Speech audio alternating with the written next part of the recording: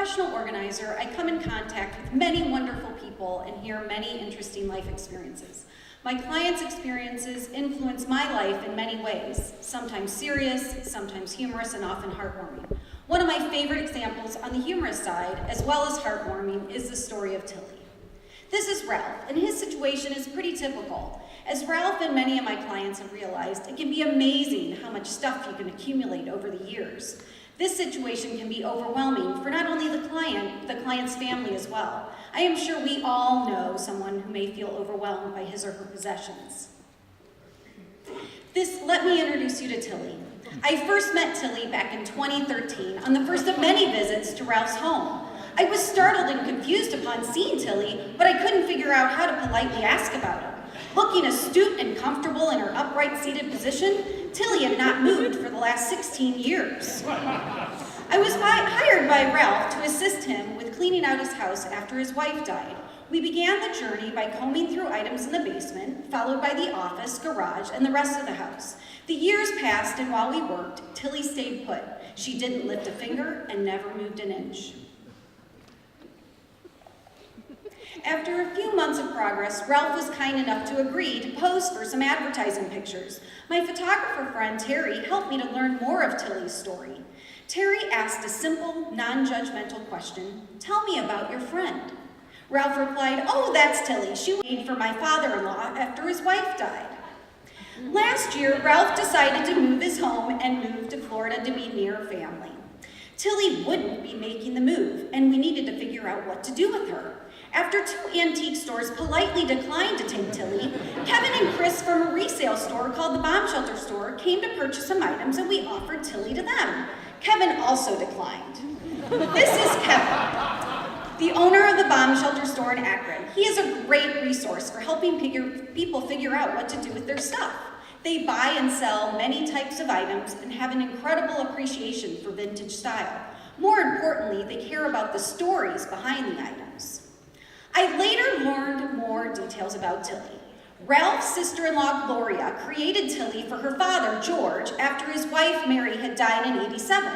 Gloria thought her dad needed a companion. She accompanied George on car rides and dances. Notice how young she looks.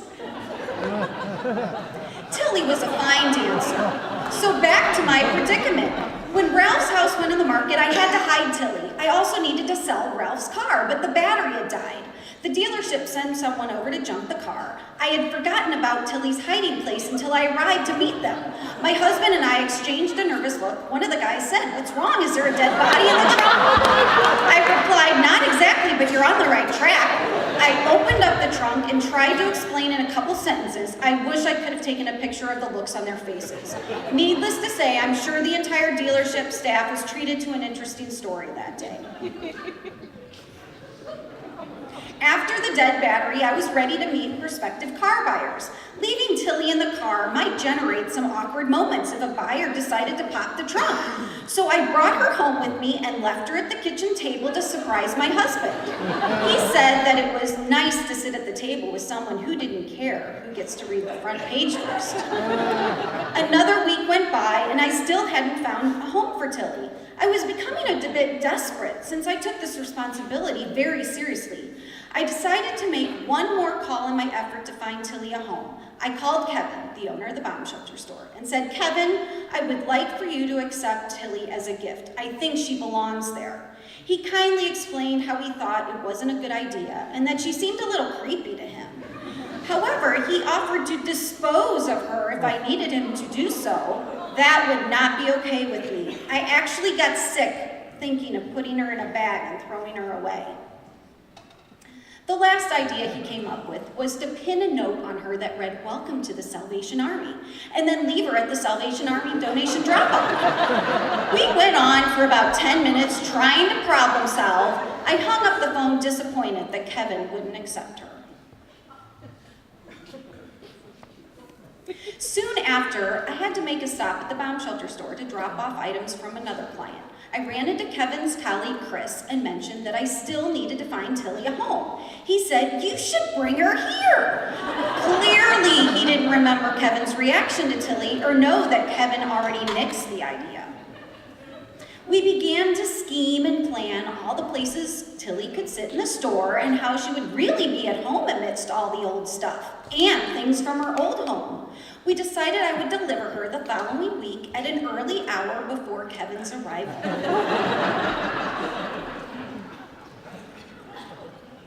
It was a brilliant plan. Better yet, not mine this time. It was Chris's plan. So how could I be blamed? We decided to put Tilly in Kevin's chair so that she could properly greet him when he arrived at work. Being a great friend and colleague, Chris decided to film Kevin's reaction to his school. Kevin's joyful walk into the office came to a screeching halt when he saw Tilly perched in his chair. The stunned look was followed by, "I'm going to kill her." Not sure if it was Tilly or me he was talking about.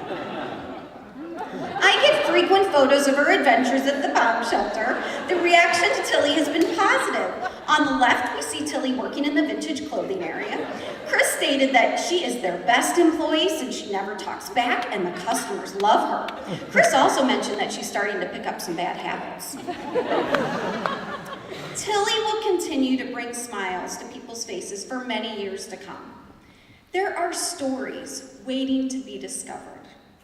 Next time you see something interesting or unusual, ask someone to tell you about it. Then sit back and listen.